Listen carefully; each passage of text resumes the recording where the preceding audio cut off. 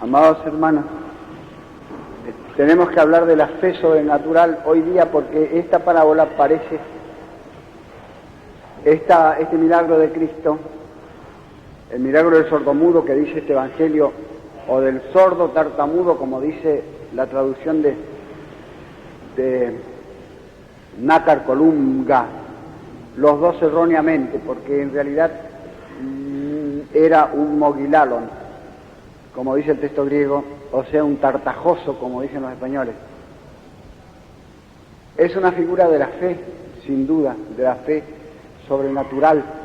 Entonces empezó a oír y a hablar normalmente, y este hombre ha hecho oír a los sordos y hablar a los mudos.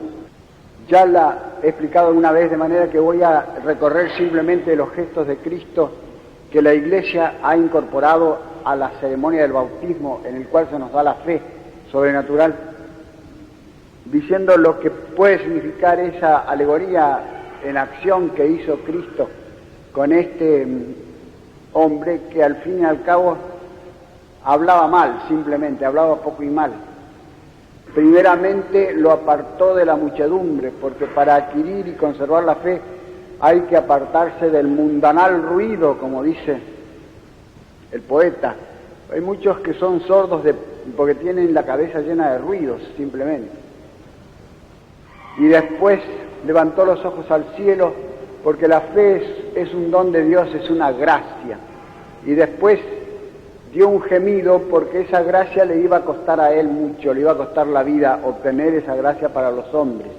Y después mojó el dedo en saliva, no escupió, como dice la Vulgata, sino que mojó el dedo en saliva y se lo puso en la lengua al mudo, porque para significar la predicación, la palabra de Dios en la boca del hombre, que es el origen de la fe.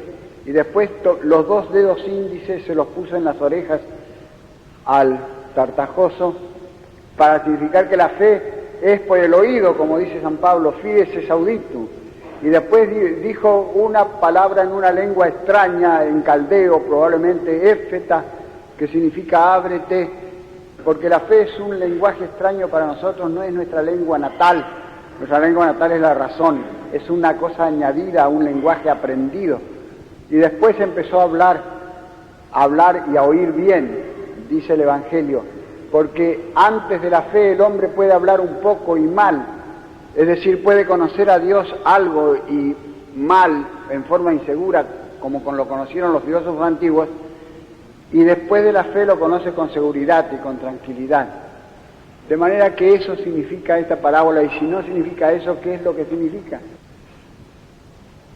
Porque algo tiene que significar, porque Cristo hizo toda una cantidad de curanderías en este milagro, que es el más fácil de todos los que hizo, porque al fin y al cabo no era ni siquiera un tartamudo, era un tartajo, como dicen los españoles, es decir, un hombre que por haber nacido sordo no pueden aprender a hablar, porque no oyen, y entonces se expresan por medio de bramidos, o de rugidos, o de ladridos, o de cacareos, o de gemidos, que la gente acaba por entenderlos, y ellos hablan de esa manera tan desagradablemente como una música dodecafónica, de manera que parecen animales, simplemente, aunque se pueden comunicar un poco con los demás. De manera que era un milagro fácil, y Cristo, que acababa de resucitar un muerto con una sola palabra, hace una gran cantidad de ceremonias, como si le costase muchísimo abrir los oídos y desatar la lengua de este tartajoso. Quiso significar eso, de manera que hablemos de la fe, no de la fe de los siglos de fe, como se dice, sino de la fe de nuestro siglo, que es el siglo del progreso, de la civilización, del adelanto, de la superproducción, de la democracia y de qué sé yo cuántas otras cosas más, y del antitotalitarismo. ¿Por qué en otro tiempo la fe era fácil y andaba pujante en los siglos de fe, y ahora parece difícil y anda desfalleciente? Hay una respuesta sumamente sencilla, que es la de Monseñor Franceschi, que decía que nunca en la tierra había habido tanta fe como ahora, y que nunca la Iglesia había estado tan bien como ahora. Por lo tanto, se acabó el asunto, se acabó mi sermón, menos trabajo. Estamos perfectamente bien todos. Pero lo malo es que Cristo dijo, cuando yo vuelva de nuevo, cuando retorne, ¿creéis que voy a hallar la fe en la tierra? Lo cual quiere decir que algún día, si no ahora, algún día la fe va a desfallecer y va a aflojar en el mundo. ¿Y por qué? ¿Por qué si las mismas razones que había antes hay ahora, los mismos fundamentos de la fe que había antes hay ahora, la misma revelación, la misma iglesia? ¿Por qué tiene que pasar eso en el mundo? Podemos ponernos en los zapatos de los hombres de los últimos días, sea que estén próximos, sean que estén lejanos, y preguntarnos de nuevo por qué la fe ahora es débil y antes era fuerte, por qué antes hacía grandes conquistas y ahora parece batirse en retirada. Y esa respuesta yo no la sé, no sé por qué. Si hubiese más fe hoy día que nunca en el mundo, entonces, ¿por qué hay tantos desastres y tantas aberraciones y tantas degeneraciones, tantas desgracias, incluso catástrofes físicas?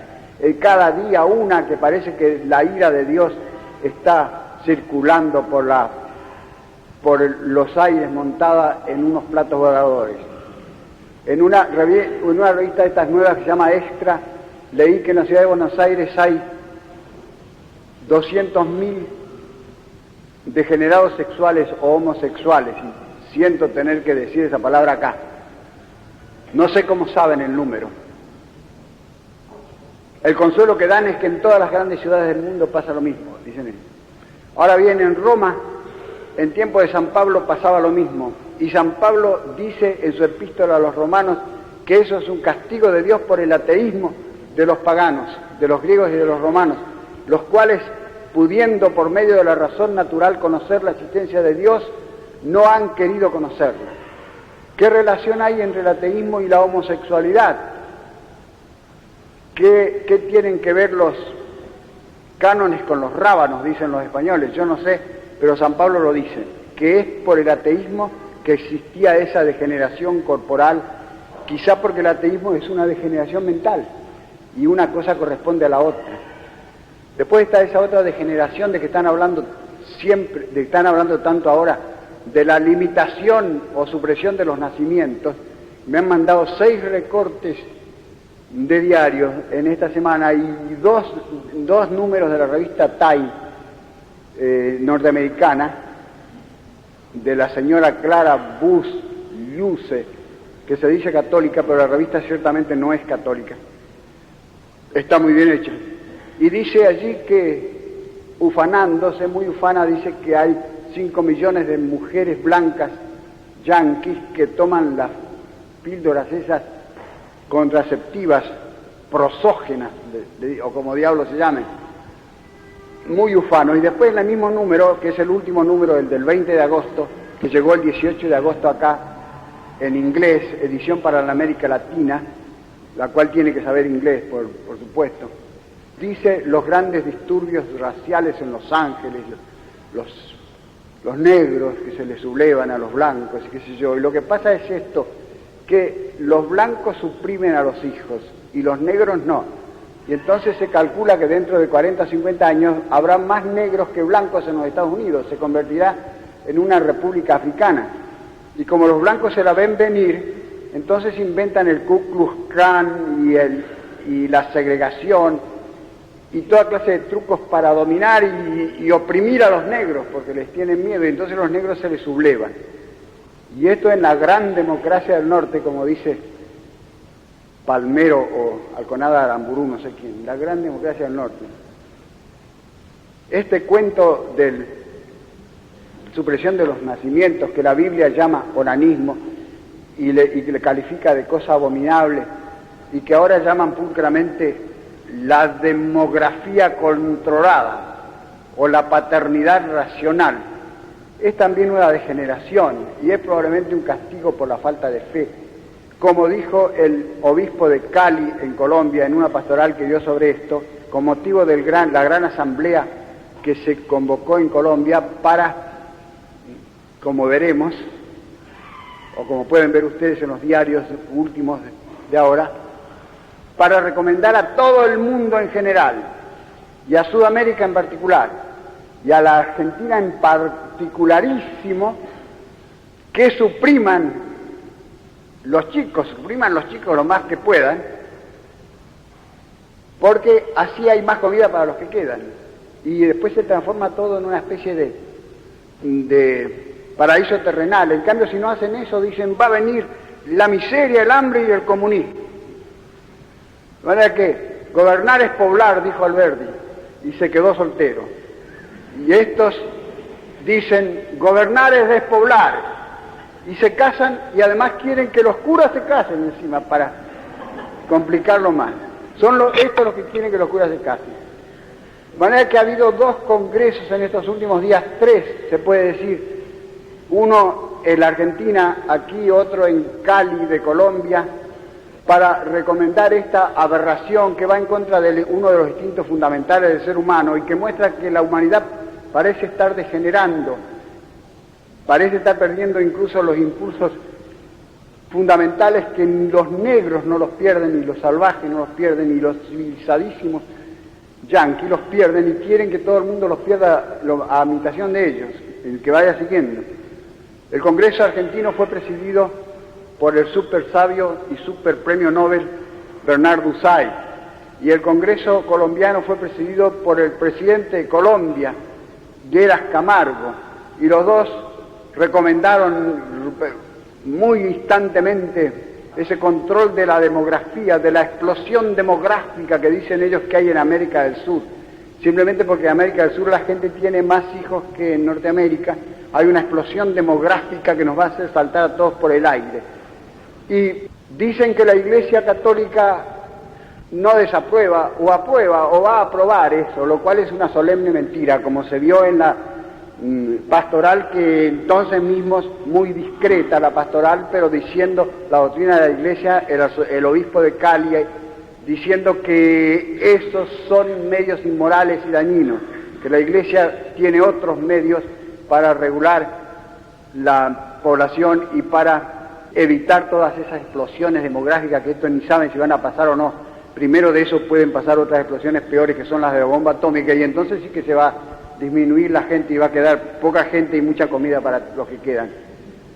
En fin, estos yanquis lo mejor que podían hacer sería arreglar su demografía democrática y dejar en paz a la demografía democrática de la América del Sur.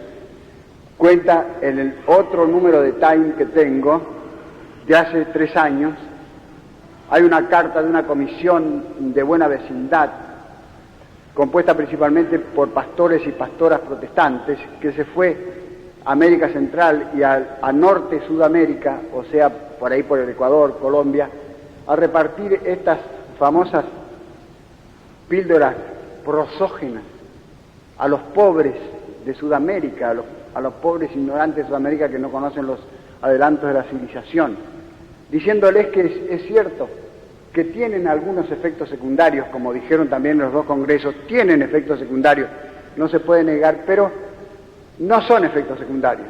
Es decir, son efectos secundarios menos secundarios que los efectos de otros métodos como el aborto, por ejemplo. ¿Y qué significa efectos secundarios? Efectos secundarios significa, por ejemplo, si uno toma un remedio para el resfrío y le da un ataque al hígado, ese es un efecto secundario. O como el famoso remedio del doctor Sangrado, que decía, mi remedio es para quitar la fiebre. Mi remedio le quitó la fiebre, el enfermo se murió, pero la fiebre yo se la quité. La muerte fue simplemente un efecto secundario. Así también estas píldoras accionan sobre el cerebro, no sobre la matriz, ni los ovarios, sino sobre el cerebro directamente para impedir la ovulación. Y tienen a veces el efecto secundario de dejarla idiota a la madre o de dejarla neurasténica. Pero al fin y al cabo, que se sacrifiquen unas cuantas mujeres o muchas mujeres por el bien común de la humanidad, para restaurar el paraíso terrenal en la humanidad por medio del control de los nacimientos.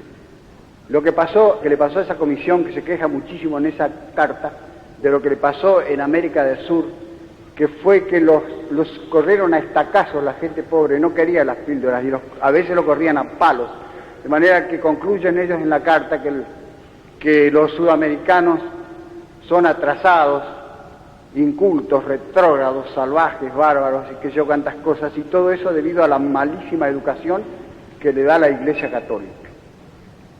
De modo que estos yo creo que son efectos, estas degeneraciones y otras muchas que podría traer acá si hubiera tiempo, por ejemplo los 700.000 espiritistas que hay en la ciudad de Buenos Aires, son efectos de la falta de fe, del enfriamiento de la fe en el mundo. Van a buscar remedios complicados que son peor que la enfermedad porque han dejado los remedios naturales y los remedios sobrenaturales de la religión que mantenían en otro tiempo al mundo en paz y en tranquilidad y ahora no saben qué hacer con este mundo desordenado. De manera que yo creo que realmente está en receso y está en bajante la fe en el mundo, y me atrevería ahora a discutir como señor Franceschi ahora que está muerto, porque antes cuando estaba vivo nunca jamás me animé a discutir con él.